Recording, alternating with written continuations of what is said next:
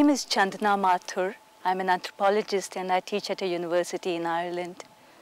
My name is Dermot and I'm headmaster of a boarding school in Ireland. I first met Kian in 1993 through an Indian friend who had known him when he lived in India. Then Dermot and I got married in 1994, and the common friend came to stay with us in New York. And while she was there, we invited Kian around to our apartment. Dermot and Kian bonded over a kind of schoolboy silliness, while Kian and I shared a love of India and a professional interest in the social sciences. I first met Kian through Chandana, and I can picture his face at that moment of meeting, a quizzical, open expression on it. And I knew then almost immediately that this was somebody that I'd like to count as a friend.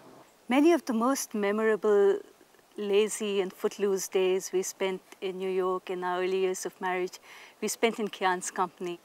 Kian cooked incredible Iranian food for us. He taught us about the taste and fragrance of preserved lemons.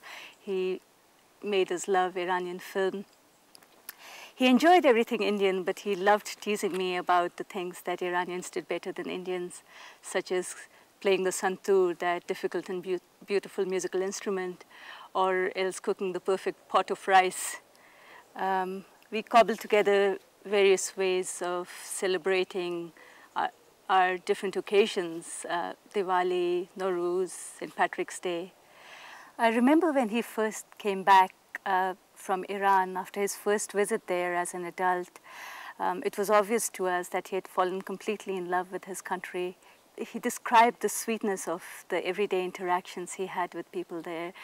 For some time after that first trip, he tried to make a life for himself shuttling between Tehran and New York, and then just decided to move there for good. After that, he met and married Bahar, and last year when we met, he said that he had no intention of ever living anywhere else. Kian's arrest and incarceration is a terrible mistake. He has always had a strong sense of empathy, but somehow in his case that has never led in a political direction. Even I, sitting here comfortably, can claim to be more of a political activist than he has ever been. Kian is very much an individual, his own person. And this can sound like a cliche, but I believe it to be very strongly true of him. He moves and has moved in his life through many differing spheres and worlds. A real citizen of the world, he always brings his own unique, quirky personality to bear in his relationships to all of these places and their people. And this is partly what is so wonderful and so inspiring about him. In the new world order being carved out by the current governments of the US and Iran, everyone is being sorted into the categories of us and them. And it's the misfortune of someone like Kian that he simply can't be divided in this way. He's neither us nor them. His imprisonment is not just a tragedy for himself and his friends and family.